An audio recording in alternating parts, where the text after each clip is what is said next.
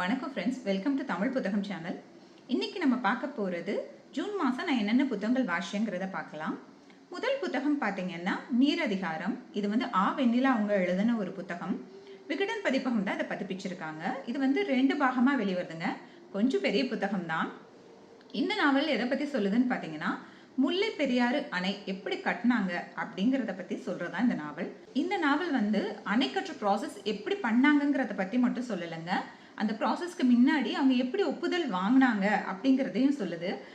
அப்போ இருந்த பிரிட்டிஷ் அதிகாரிகிட்ட என்ன கஷ்டப்பட்டு அவர் அந்த பர்மிஷன் வாங்கினாருங்கிறதையும், அதே மாதிரி அப்போ இருந்த அந்த திருவிதாங்கூர் அரசர்கிட்டையும் புஞ்ஞாறு அரசர்கிட்டையும் அவர் எப்படி ஒப்புதல் வாங்கினாரு அப்படிங்கிறதெல்லாம் இது எக்ஸ்பிளைன் பண்ணுது.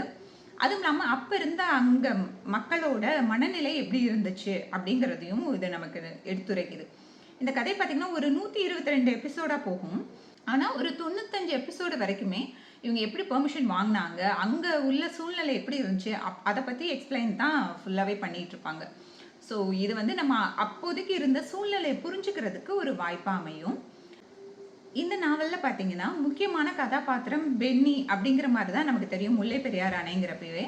ஆனால் அதையும் தாண்டி முக்கியமான ஆள்கள் யார் யாருன்னு நீங்கள் இதை படிக்கிறப்ப தெரிஞ்சுக்குவீங்க. ஏன்னா சின்ன சின்ன விஷயங்கள் கூட தன்னால் முடிஞ்ச அளவுக்கு நிறைய பேர் இதில் தங்களோட பங்கை கொடுத்துருக்காங்க. ஸோ இது ஒரு முக்கியமான விஷயமா எனக்கு தோணுச்சு. இதில் இன்னொரு முக்கியமான விஷயம் பார்த்தீங்கன்னா, நார்மலாக கவர்மெண்ட் ஒப்பந்தம் எல்லாமே 99 வருஷத்துக்கு தான் கையொப்பமிடுவாங்க. ஆனால் இந்த ஒரு ஒப்பந்தம் தான் 999 வருஷத்துக்கு கையொப்பமாயிருக்கு. அண்ட் இதுக்கான டாக்குமெண்ட் எல்லாமே உங்களுக்கு அந்த புக்லேயே கொடுத்துருப்பாங்க. நீங்கள் புக்காக படித்தாலும் சரி, பிடிஎஃபாக வந்தாலும் சரி, ஆடியோ வெர்ஷனாக கேட்டாலும் உங்களுக்கு இந்த டாக்குமெண்ட் அவங்க அதை கொடுத்துருக்காங்க. நீங்கள் அவசியம் இதெல்லாம் படித்து பாருங்கள். அந்த டாக்குமெண்ட்லேயே பார்த்தீங்கன்னா நிறைய வித்தியாசமான தமிழ் வார்த்தைகளும் கையாண்டிருக்காங்க. நிறைய இதுக்கான லெட்டர் போக்குவரத்துலாம் நடந்திருக்கு. அதெல்லாம் கூட நிறைய லெட்டர்ஸுமே இதில் கொடுத்துருந்தாங்க. ஸோ நம்ம படிக்கிறப்ப நமக்கே வித்தியாசமான நிறைய வார்த்தைகள் நமக்கு அதில் கிடைக்கும். இதுக்காக வெண்ணிலா அவங்க வெளிநாட்டுக்கெல்லாம் போய் அதுக்கான டாக்குமெண்ட்லாம் அவங்க அங்கே தேடி அலைஞ்சு கண்டுபிடிச்சி தான் நமக்கு கொடுத்துருக்காங்க. ஸோ இது ரொம்பவே ஒரு யூஸ்ஃபுல்லான இன்ஃபர்மேஷன் தான். அவசியம் நீங்கள் இந்த புத்தகம் படித்து பாருங்கள். இந்த புத்தகத்தை பற்றி இன்னும் டீட்டெயிலாக உங்களுக்கு தெரியணும்னா நம்ம சேனல்லே அதுக்கான வீடியோ போட்டிருக்கேன். தேவைப்படுறவங்க அந்த வீடியோவும் பார்த்துக்கோங்க. அடுத்து 2வது புத்தகம் என்னன்னு பார்த்தீங்கன்னா, ஆ வெண்ணிலா அவங்க எழுதின கங்காபுரம். இந்த புத்தகம் எதை பற்றி சொல்லுதுன்னு பார்த்தீங்கன்னா, நம்ம ராஜேந்திர சோழனை பற்றி சொல்கிறது தான் இந்த புத்தகம். ராஜராஜ சோழனோட மகனான ராஜேந்திர சோழனுக்கு இவ்வளோ பெரிய மனக்குமுறல்கள் இருந்திருக்கு அப்படிங்கிறதெல்லாம் இதை படிக்கிறப்ப நம்ம தெரிஞ்சுக்க முடியும். ஏன்னா பார்த்தீங்கன்னா, ராஜேந்திர சோழன் ஒரு பெரிய வீரன் தான். ஆனாலும் ராஜராஜ சோழன் அளவுக்கு அவர் பேசப்படல. அதுக்குண்டான காரணம் என்ன அப்படிங்கிறதுல நிறைய விஷயங்கள் இதில் சொல்லியிருப்பாங்க. அது கொஞ்சம் அவரோட வரலாறுமே வரலாற்றில் கொஞ்சம் இருட்டடிப்பு செய்யப்பட்டிருக்கோ அப்படிங்கிற மாதிரி தான் தோணும். ஏன்னா எப்போ பேசினாலும் நம்ம ராஜராஜ சோழனை பற்றி பேசுகிற அளவுக்கு ராஜேந்திர சோழனை பற்றி நம்ம பேச மாட்டோம். அது எதனால அப்படிங்கிறதுக்கான விளக்கங்களும் நமக்கு இந்த புத்தகம் படிக்கிறப்ப நமக்கு நிறைய விஷயங்கள் தெரியும்.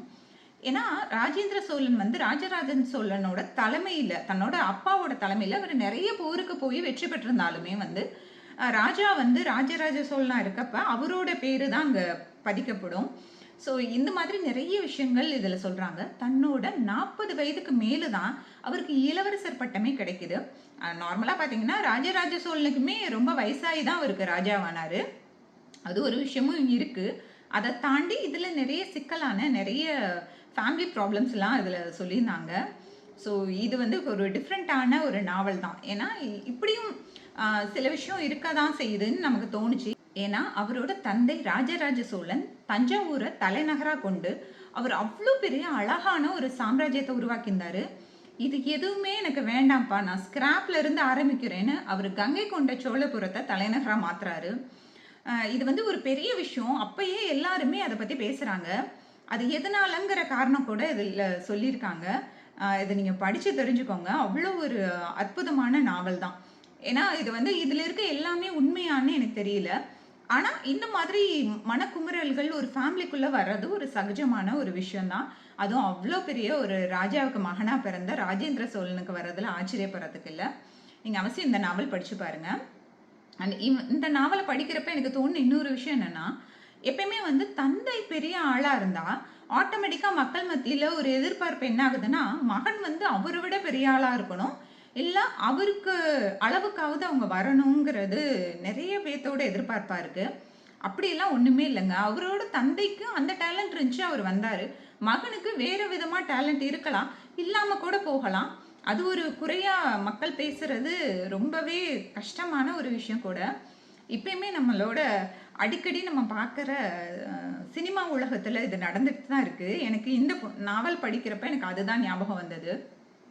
அண்ட் அவசியம் படிச்சு பார்த்துட்டு எப்படி இருந்துச்சுங்கிறத சொல்லுங்க.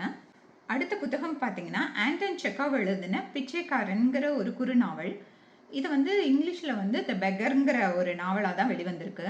இந்த நாவலுமே ரொம்ப அருமையா இருந்துச்சுங்க. அவசியம் நீங்க படிக்க வேண்டிய ஒரு நாவல். இது ஆல்ரெடி ரொம்ப குட்டி புக்கு. ஸோ இத பத்தி நான் ஏதாவது சொன்னேன்னா ஸ்பாய்லர் ஆயிரும். அதனால இத பத்தி சொல்லல. அவசியம் நீங்க படிச்சு பாருங்க. இது பார்க்க தான் குறுநாவல். ஆனா நீங்க படிச்சீங்கன்னா உங்களுக்கான மெசேஜ் வந்து ரொம்ப பெருசா இருக்கும்.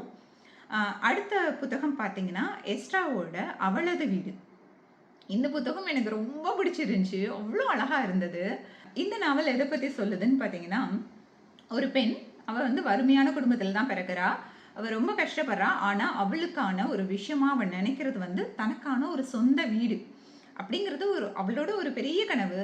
அவ நல்லா படிக்கிறா, சம்பாதிக்கிறா, இந்த வீட்டுக்கான பணங்களையும் சேர்த்தும் வைக்கிறா. ஆனாலுமே அவனால சொந்த வீடு வாங்க முடியல. அவருக்கு ஒரு குறிப்பிட்ட வயசு வந்தோடனே திருமணம் ஆக போகுது. அப்ப அந்த மாப்பிள்ளைட்ட அவன் முத கேட்ட கேள்வி என்னன்னு பார்த்தீங்கன்னா, உங்களுக்கு சொந்த வீடு இருக்கான்னு தான் கேட்கிறா. அந்த அளவுக்கு அவ அந்த வீட்டுக்கு ரொம்ப ஒரு முக்கியமான இடத்த கொடுக்குறா. அவ திருமணமாகி அந்த வீட்டுக்கு போனதுக்கு அப்புறம் அவன் நினைச்ச மாதிரி அந்த வீடு இருக்கா? அப்ப அவளோட கனவுகள் என்ன மாதிரி ஆகுது அப்படிங்கிறத சொல்றதுதான் இந்த நாவல். ரொம்பவே அழகான நாவல். எப்படி எஸ்ட்ரானால ஒரு பெண்ணோட மன உணர்வுகளை இந்த அளவுக்கு அழகா பிரதிபலிக்க முடியும்னே எனக்கு தெரியல. அவ்வளோ அருமையா இருந்தது. எனக்கு ரொம்ப பிடிச்சிருந்தது இந்த நாவல் பர்சனலாவே. நீங்க அவசியம் இந்த புத்தகம் வாசிச்சு பாருங்க. கண்டிப்பா ஒவ்வொரு பெண்ணும் வாசிக்க வேண்டிய நாவல்னா கூட இதை தவறாம வாசிக்க வேண்டியது ஒவ்வொரு ஆணும். ஸோ கண்டிப்பா வாசிச்சு பாருங்க. அடுத்த நாவல் பார்த்தீங்கன்னா, இதுவுமே என்னோட ஃபேவரட்டா இருந்தது. அம்பை எழுதின வீட்டின் மூலையில் ஒரு சமையலறை.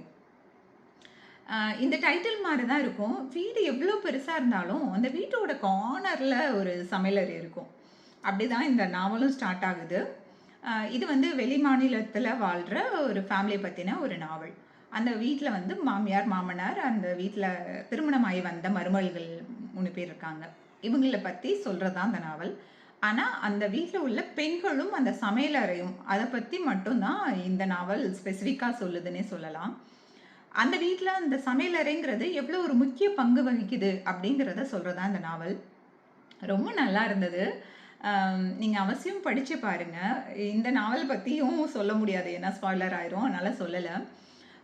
இந்த நாவல் படிக்கிறப்ப என்னோட உணர்வ மட்டும் நான் சொல்றேன். இந்த நாவலும், அவளது வீடும் படிக்கிறப்ப 2க்கும் சேர்த்து நான் சொல்றேன். ஏன்னா எனக்குமே அந்த அவளது வீட்ல வர மாரி சொந்த வீடுங்கிறது எனக்கு மட்டும் இல்ல, ஒவ்வொரு பெண்ணுக்குமே ஒரு பெரிய கனவா இருக்கும். ஏன்னா தனக்கான ஒரு வீடு அப்படிங்கிறது ரொம்பவே ஒரு முக்கியமான விஷயமா இருக்கும். அது வந்து எத்தனையோ நாள் காத்திருப்புக்கு அப்புறம் தான் நமக்கு அது கிடைக்கும். சில பேருக்கு வரம். அவங்களுக்கு வந்து உடனே கிடைக்கும். சில பேத்துக்கு வந்து ரொம்ப லேட்டா தான் கிடைக்கும். அப்படி அது கிடைக்கிறப்ப நம்ம அத எந்த அளவுக்கு அத சந்தோஷமா அனுபவிக்கிறோங்கிறது தான் விஷயம். அடுத்ததா பார்த்தீங்கன்னா, அந்த சமையலறை. அதுவுமே ரொம்ப ஒரு முக்கியமான விஷயம். ஏன்னா பெண்கள் முக்கியமா தங்களோட வாழ்நாள்ல அதிக நாட்கள், அதிக மணி நேரம் ஸ்பெண்ட் பண்றது பார்த்தீங்கன்னா, அந்த சமையலறை தான். அது அவங்களுக்கு பிடிச்ச மாரி இருக்குதாங்கிறது ஒரு கேள்விக்குறி தான். இப்ப இந்த வீடியோ பார்த்துட்டு இருக்கவங்க எத்தனை பேத்துக்கு தனக்கு பிடித்தமான வீடோ, இல்ல தனக்கு பிடித்தமான சமையலறையோவாவது எனக்கு ஓகேவா இருக்கு அப்படின்னு எத்தனை பெண்கள் இருக்கீங்கங்கிறத மட்டும் கமெண்ட்ல சொல்லுங்க. இப்ப இந்த வீடியோ பார்த்துட்டு இருக்க ஆண்கள் யாராவது இருந்தீங்கன்னா, நீங்க உங்க வீட்ல உள்ள உங்க அம்மாவையோ, இல்ல உங்க மனைவியோ, இல்ல உங்க சகோதரியோ யார்கிட்டயாவது போயி, "இந்த வீடு உனக்கு இப்ப ஓகேவா இருக்கா? நீ இப்ப இந்த சமையல் பண்ற இந்த சமையலறை உனக்கு ஓகேவா இருக்கா? இதுல ஏதாவது சின்ன சின்ன மாற்றங்கள் செய்யணும்னு நீ நினைக்கிறியா?" அப்படிங்கிற ஒரு விஷயத்த கேளுங்க. கண்டிப்பா அவங்க ஒரு விஷயமாவது அவங்க ஒப்பீனியன் இருக்கும். உங்கனால முடிஞ்சா, அத செய்யக்கூடிய சூழ்நிலை அமைஞ்சா, கண்டிப்பா அத செஞ்சு குடுங்க. அது ரொம்பவே ஒரு முக்கியமான விஷயம். இந்த வீடியோ பார்த்துட்டு இருக்கவங்க யாராவது அப்படி கேள்வி கேட்டீங்கன்னா, அதுக்கு உங்க வீட்ல என்ன சொன்னாங்கன்னு சப்போஸ் சொல்ல முடிஞ்சா கமெண்ட்ல சொல்லுங்க. ஸோ இதுதான் இந்த மாதம் நாம் படித்த ஒரு 5 புத்தகங்கள். இது 5மே எனக்கு ரொம்ப பிடிச்சிருந்துச்சு. ஆனால் ரொம்ப பிடிச்சதுன்னு பார்த்தீங்கன்னா, அம்பை எழுதின ஒரு வீட்டின் மூலையில் ஒரு சமையலறை அந்த புத்தகமும், அதே நேரத்தில எஸ்ட்ரா எழுதின அவளது வீடும் ரொம்ப கனெக்ட் ஆயிருந்துச்சு. ரொம்ப பிடிச்சும் இருந்தது. கண்டிப்பா ஒவ்வொரு ஆணும் இந்த புத்தகத்த தவற விடாம படிங்க. எதுக்காக இத ஸ்பெசிஃபிக்கா ஆண்கள் படிக்கணும்னு நான் நினைக்கிறேன்னா, பெண்கள் வந்து இந்த ஃபீல் அவங்க ஆல்ரெடி அனுபவிச்சிருப்பாங்க. ஆண்கள் வந்து பெண்களோட மன உணர்ச்சிகளும், அவங்களோட ஏக்கங்களையும் புரிஞ்சுக்கிறதுக்கு ரொம்பவே ஈஸியா இருக்கும். அ கண்டிப்பா நீங்க இந்த புத்தகம் படிச்சு பாருங்க. அப்படி யாராவது படிச்சிருந்தீங்கன்னா, உங்களுக்கு என்ன தோணுச்சுங்கிறத கமெண்ட்ல சொல்லுங்க. அதே மாதிரி ஜூன் மாசம் நீங்க என்னென்ன புத்தகங்கள் வாசிச்சீங்க அப்படிங்கிறதையும் என் கூட பகிர்ந்துக்கங்க. தொடர்ந்து இதே மாதிரி புத்தகங்கள பத்தின வீடியோ வேணும்னா நம்ம சேனல்ல இணைந்திருங்கள். அடுத்து வேற ஒரு புத்தகத்தோட உங்கள நான் சந்திக்கிறேன். அதுவரை உங்களிடமிருந்து விடைபெறுவது கலையரசி சீனிவாசன்.